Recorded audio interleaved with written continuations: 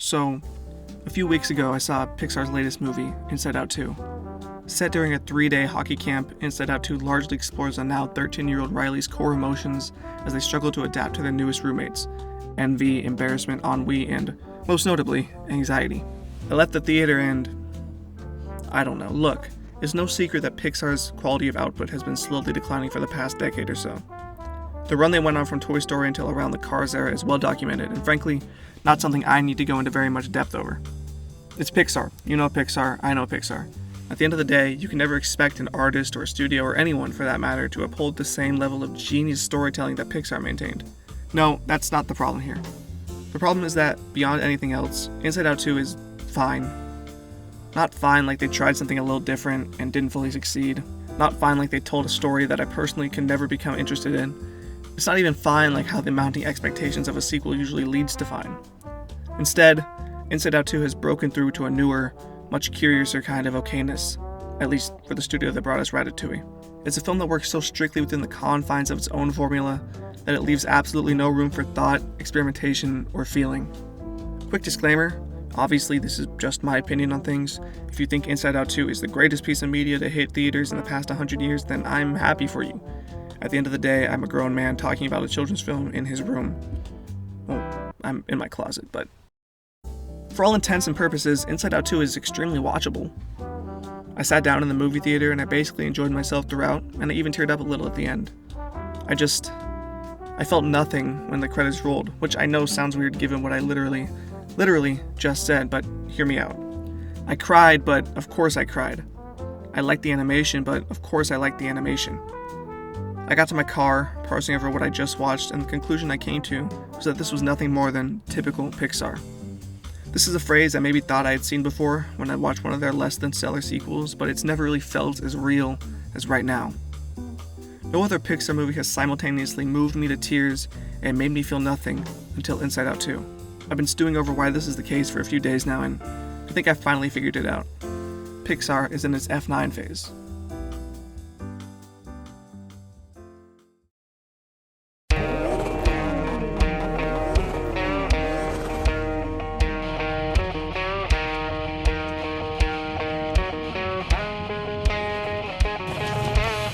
Are you guys familiar with the Fast and Furious franchise?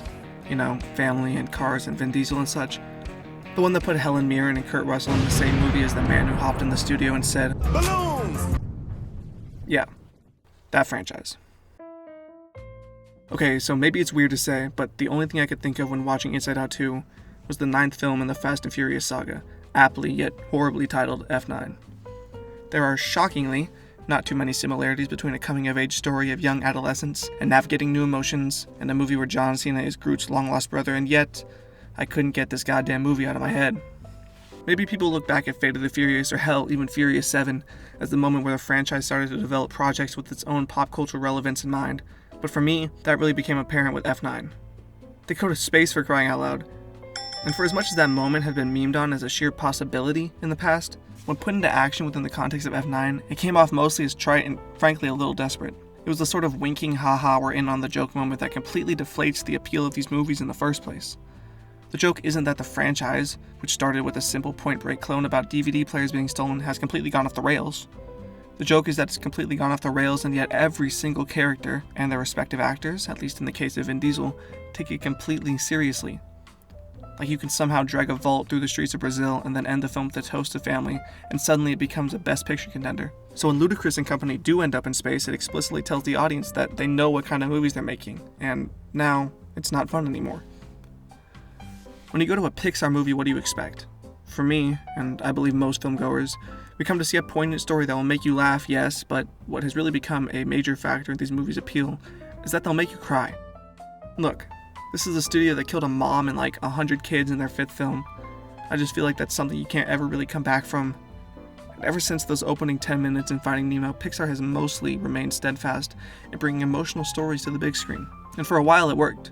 Like, it really worked. I could easily cite films like WALL-E, Ratatouille, Up, Inside Out, and Coco as some of the best films, animated or otherwise, of their respective decades and the 21st century.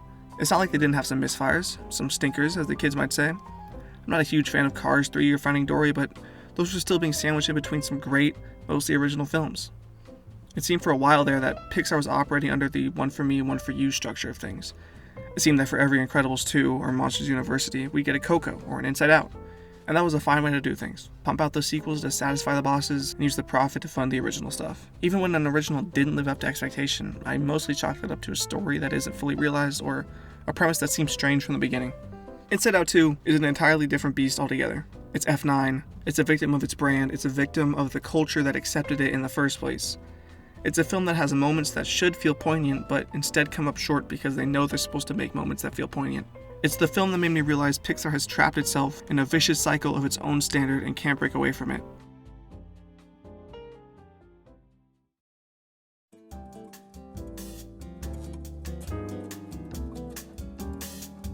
We all heard about the Bloomberg article. The one where Pete Docter, the chief creative officer of Pixar, said that they're moving away from more autobiographical stories to focus on a much broader appeal for the sake of keeping the studio alive, citing films that released during COVID as prime examples of why the movies as catharsis way of directing cannot be sustained. I find that Bloomberg article really interesting, not because of how silly and anti-art a lot of the ideas around what to do with Pixar are, although to be clear, moving away from telling personal stories is silly and anti-art, but rather how clear it is that the heads of Pixar have no idea what to do with the box they've put themselves in. The truth is, none of my problems with Inside Out 2 have to do with how broad or narrow the story beats are. The first Inside Out is about a 13-year-old dealing with emotions. Clearly, a story as general as that can be incredible, just as a story about a rat in France who wants to be a chef can be incredible, but I digress. The real problem has entirely to do with its predictability. On one hand, this being a film about anxiety, there's absolutely no way the creative forces over at Pixar would be able to complete the film without adding, say it with me now, a realistic depiction of a panic attack.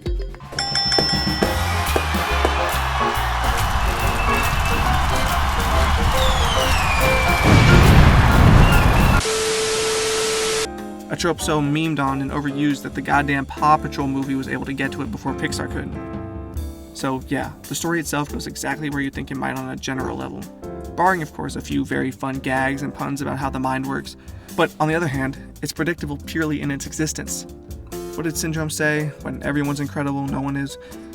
I know what to expect from a Pixar movie of this caliber. I know how it'll make me feel, I know what it'll do to me. There's not a single thing left Pixar can do, at least while they're heading in this direction, that would leave me surprised and thus emotionally engaged. Pixar has found a way to monetize poignancy, thus completely devaluing its poignant moments in the process. They've made a business out of being those kids' movies that make adults cry. And that's just not fresh anymore. The truth is, this is the first time Pixar has really had to start playing catch-up in their entire lifetime. They were the first studio to popularize and pioneer 3D animated feature films, and for a while their 3D animation was the best 3D animation. They were the first studio to popularize integrating a more mature level of emotion into their stories. And for a while, they were the best at that too. But now, it's 2024. Spiderverse, Mutant Mayhem, Puss in Boots: The Last Wish are all visually stunning and frankly more interesting to look at than 90% of the output Pixar's had for the past 5 years. Films like Spiderverse and The Last Wish have also specifically integrated their emotional beats in a much fresher and more interesting way than Pixar does in Inside Out 2. I expect Riley to have an anxiety attack. Can't say I expected that from the Fairy Tale Cat movie. And regardless of what you think of how well that scene works, I think it's important to keep that in mind. Pixar is no longer the pioneer it used to be. And why should we expect them to be? Nearly 2 decades of excellence is not going to last forever. Perhaps it's harsh to put the blame on their dip in quality on the standard that they inadvertently created. I don't even know if it's necessarily fair. But I find it hard to believe that I would be feeling this way if Inside Out 2 is released by, I don't know, Blue Sky. Rest in peace, by the way. Yet, here we are, where a movie can make me cry and do nothing for me at the exact same time.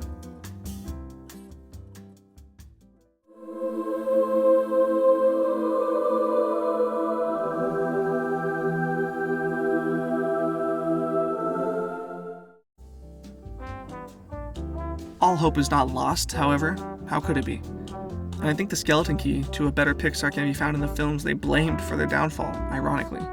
The quote-unquote dumped on Disney Plus collection of films, as I like to call it, boasted some of my absolute favorite animated films in recent memories.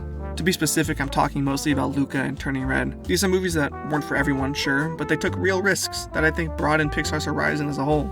Luca, for example, is such a low-stakes hangout movie that you might confuse it for a type of Studio Ghibli film. It's a movie that doesn't take itself too seriously and lets loose with its characters, which in turn creates some lovely, touching, and heartbreaking character moments that feel earned. I felt bad for Riley in the same way that I feel bad if I accidentally stepped on a dog's tail. It's a given. There's nothing I can do about that. Even if that dog tried to bite me 2 seconds earlier, I would feel bad for stepping on its tail.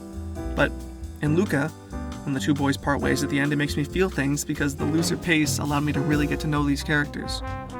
Turning Red, on the other hand, is much more in line with what we come to expect from Pixar. It has a grander story than Luca, as well as some really devastating bawl-your-eyes-out moments. Yet, its distinct animation style and unabashed confidence to be itself, boy band side plots and all, creates a story that's 1,000% more interesting than, Lightyear.